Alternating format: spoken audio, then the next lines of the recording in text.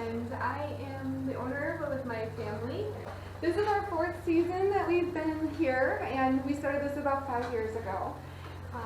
We were looking for something different to do with our family. We had owned a pharmacy for 10 years before this, and so we sold that and decided to start a lavender farm.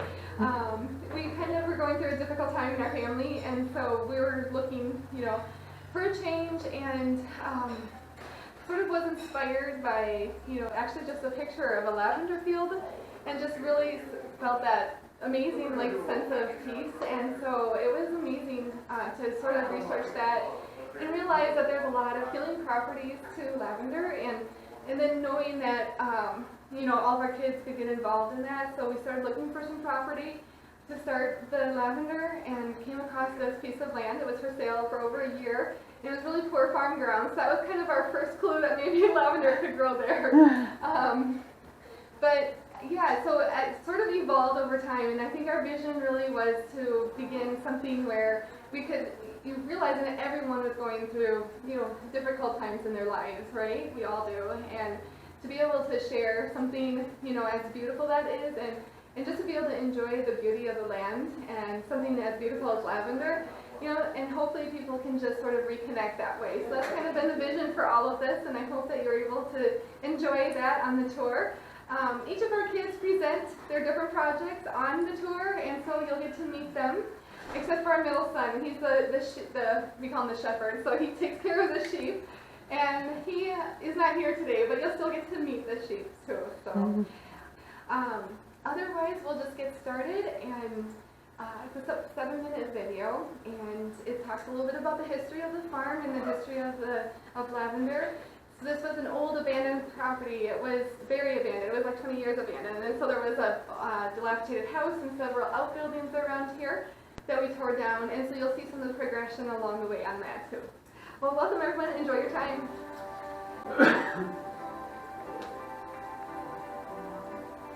Welcome to New Life Lavender and Cherry Farm and a farm-to-table wagon tour. We're so happy that you are here to learn about our lavender farm. This season at New Life Lavender and Cherry Farm is our 4th season open to the public.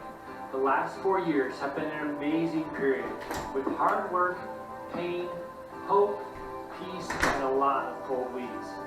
Our farm is filled with beauty, animals, bees, cherry trees, sunsets, and of course, lavender. Let's talk a little bit about the history of lavender and the history of this farm. Lavender is such a versatile herb and flower with a fascinating history. It first had prominence in the Egyptian culture for medicinal uses and in the mummification process, such as King Tut's tomb. King Solomon grew spikenard, or a Greek term for lavender, and the Romans used it for everything from cooking to in baths.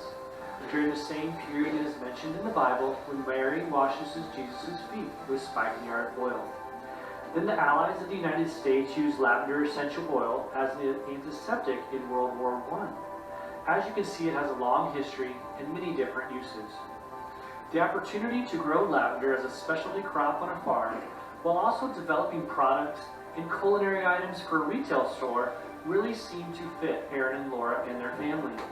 Both Aaron and Laura were raised on farms, Laura in Wisconsin and Aaron in Kansas, and together they had previously owned a small retail business in Kansas. This background that they shared provided the business and retail experience they needed for this venture. Recovering from a period of brokenness, only through the grace of God, the family purchased these 40 acres. And now, over the last 5 years, all have worked very hard to plant over 15,000 lavender plants. Fences have been made for animals, hundreds of cherry trees planted, wildflower fields prepared and planted, and of course our farm store was built. New Life Lavender is truly a family farm. Now, let's take a look back at the process.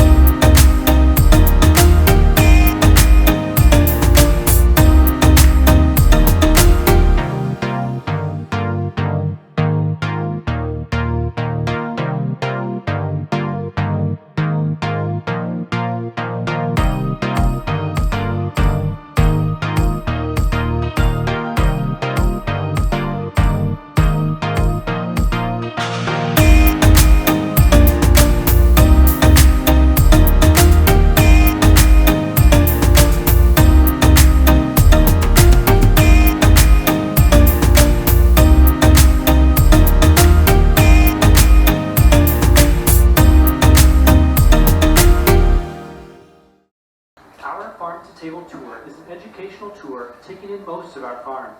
We will first journey from the farm store past our small waterfall and gracious fish.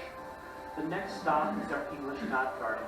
With 12 varieties of lavender here, this allows visitors to experience so many different aromas and colors in one small area. Next, we will drive through many different patches of lavender and see up to 23 different varieties of lavender. After that, we enter our wildflower field. This field has 5 acres planted with flowers for bees and 3 acres planted with flowers for butterflies.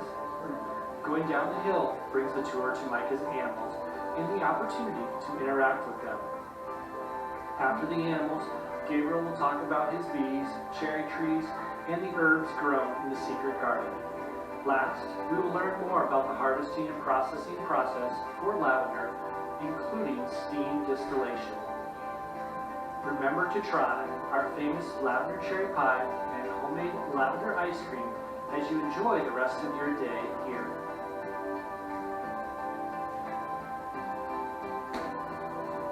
Now enjoy your wagon tour. All right, we're ready to come this way.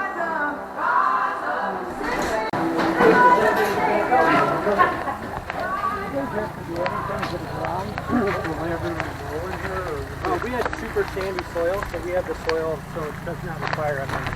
Okay, that's good. Because I know the creek credit your area was used to do that doesn't grow good in clay soil. Grows good for 2 months and then it dies. Yeah, exactly. All right, so before we head out to the lavender, Grace is going to tell you a little bit about her fish. We're just going to hold up right here for a moment.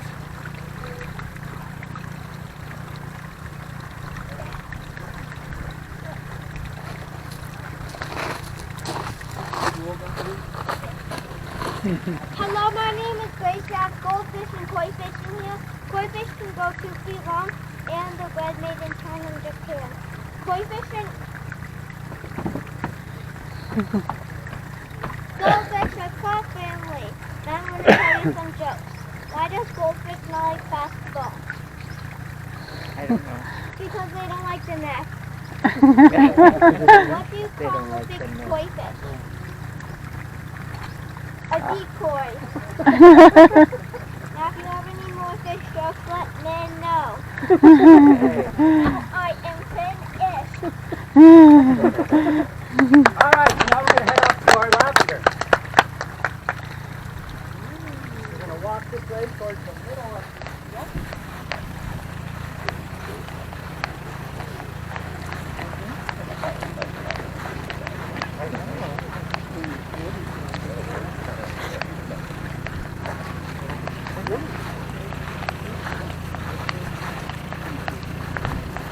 So some of you can kind of line up right here in front, and some of you can step over, watch your step over the board, and kind of space out among these first 4 rows, kind of get a row right there in between the second, third row. Just kind of stand in front of one of these purple plants here.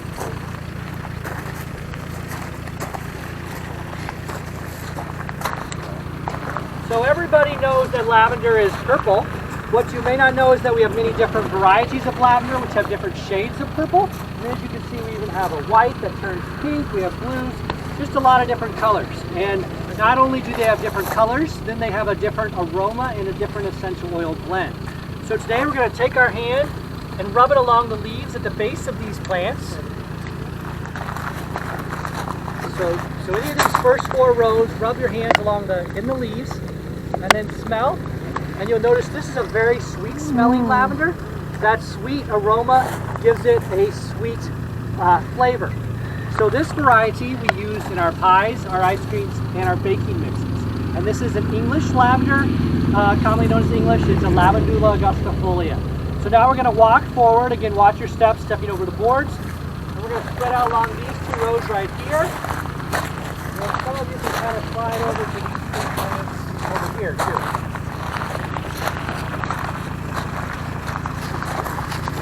So once again with your other hand, rub it along in the white ones here and smell.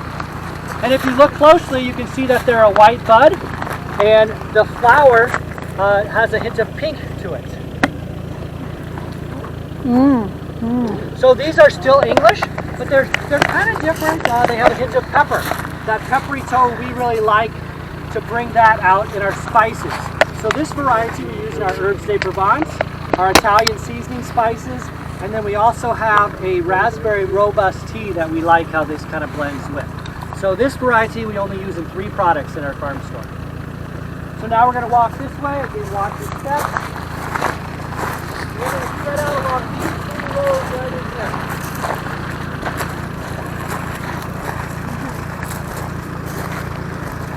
So the first 3 rows, you can tell they're not blooming as much. They're still just getting started. Really, they just started to get a couple flowers in the last couple days. And these always bloom about 3 weeks behind our English. So this is not an English lavender. This is a French or an X intermedia.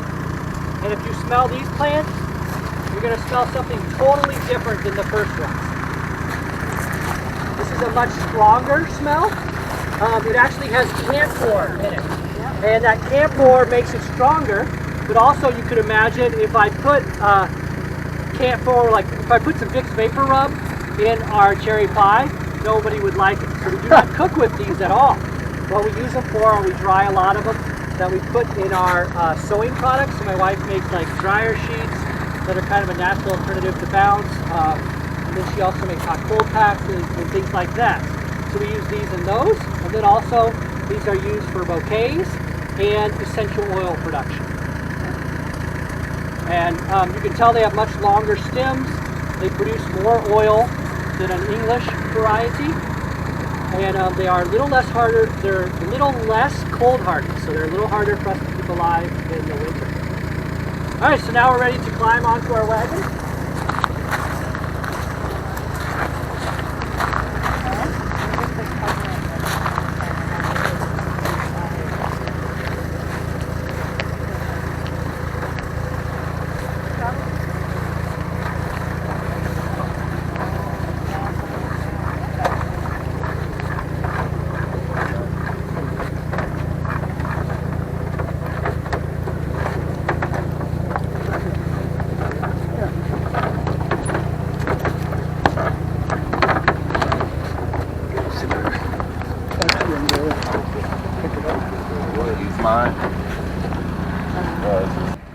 Gabriel.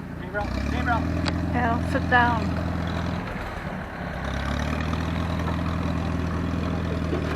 No, you can take a picture. Yeah. Someone was standing up taking pictures, so I was trying to get my son to stop so he didn't like jerk forward and like fell.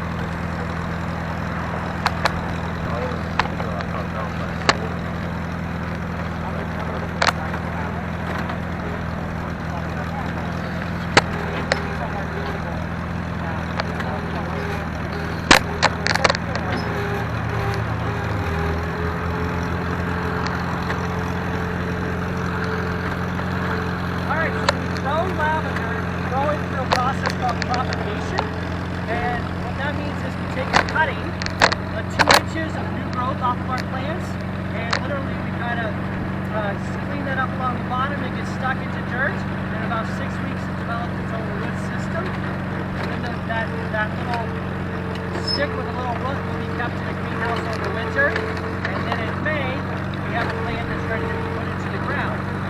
So as you look straight ahead, we've harvested most of them, but we still have about 12 rows here. Plants that are very small. These are ones planted last year. This is our first harvest off of them. Next year they will double in size, and we'll have close to full fruits of lavender. These, then we took their cuttings 2 years ago.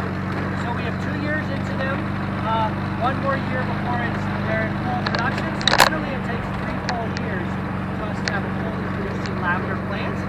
And because of that, it's very important to keep it alive in the winter, because here's the plant, you just lost 3 years of your production. So we have 4,000 culinary plants going down that hill and up the next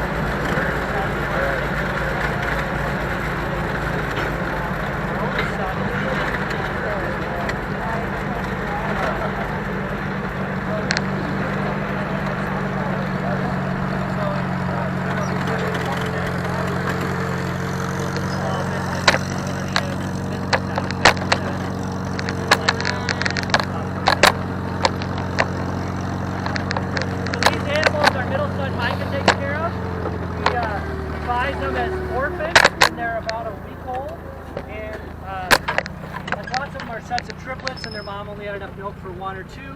So the ones that can't get their mom's milk, because they're the runts, have to be bottle fed. So he buys them, bottle feeds them. So at this time, if you would like, you can come out and feed his animals. That's why they ran. That's why they came down. They know. They're smart.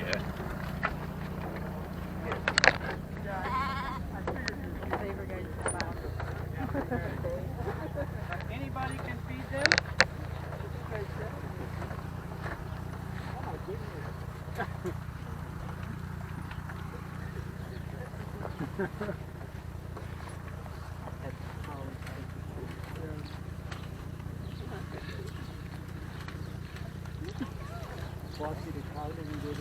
So right now Micah has 8 that he did stop, bottle and then that red steer up on the hill is still being bottle fed, so grain isn't as important to him.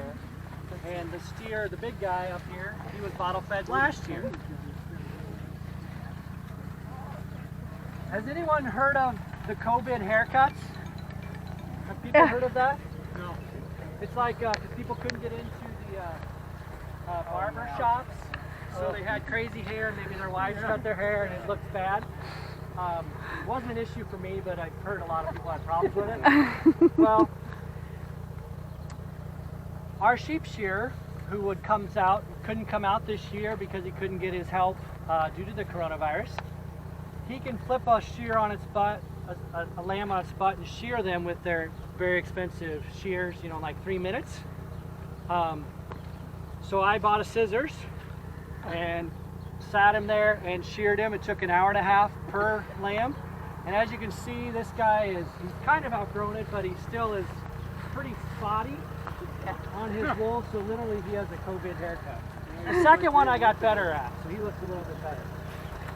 But literally we have lambs with COVID haircuts. Yeah. Homegrown. But as these guys grow, this year Micah has enough that we don't have enough grass up here. So next week we're working on this fence back here, so we're going to start moving some of them out to there. And then Micah's going to do what's called rotational grazing, and he's going to move them every day. Just keep them in small spots, and then that way every day they're getting fresh grass. Yeah, and so you don't wear it out. it just is a really good way to get the most production out of I the don't grass. know. I don't have anything in Yeah, so the all white one right here and the all black one over there are twins. Oh. Two that are solid. And it's super cool, like when they go out and feed, like when they're just grazing, usually they're grazing right next to each other. These two right here.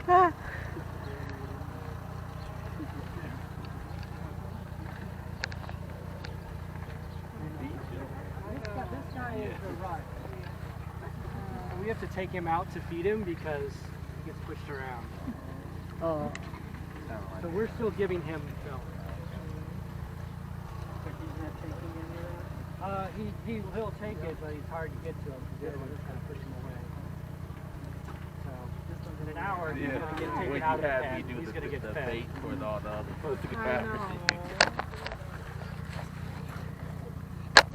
Hi. You're pretty cute. Yeah.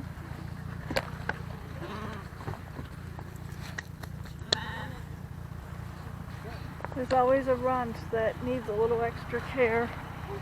Nice to see you guys. Bye.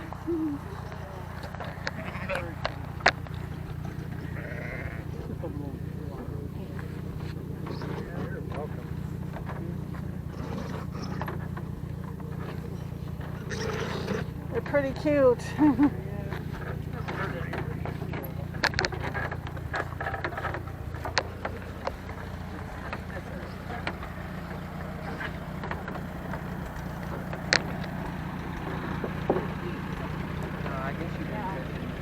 No, that's what I wonder. I wonder what Dave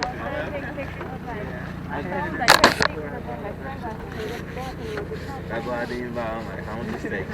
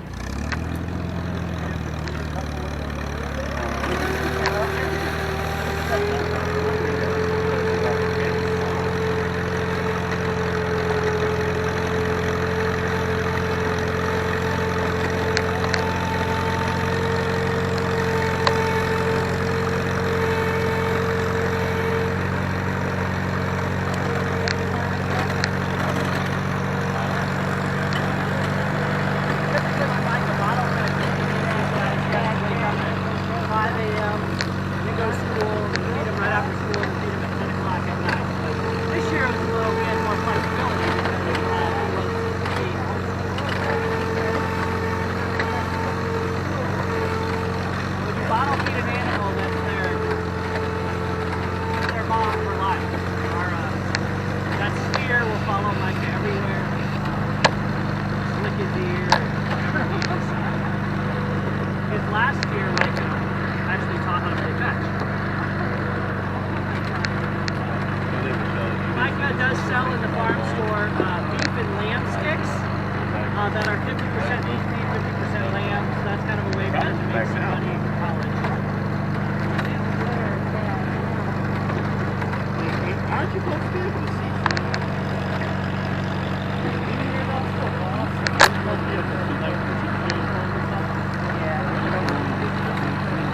It depends on, if we've lost thousands and thousands of days during the process.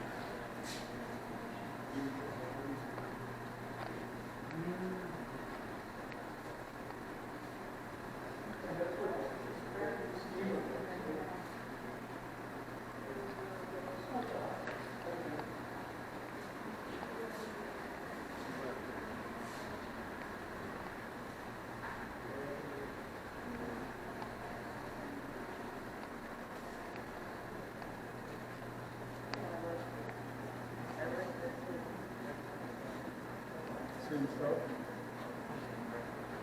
And then come back on the ride and everybody's yelling and give me Gene, I told him he hasn't been on it. Jeffrey? Yep. Have a great day, guys.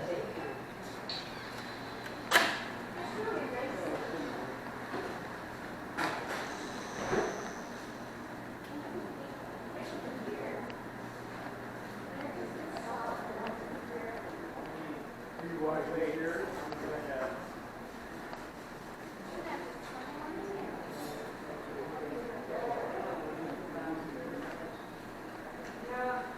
Here.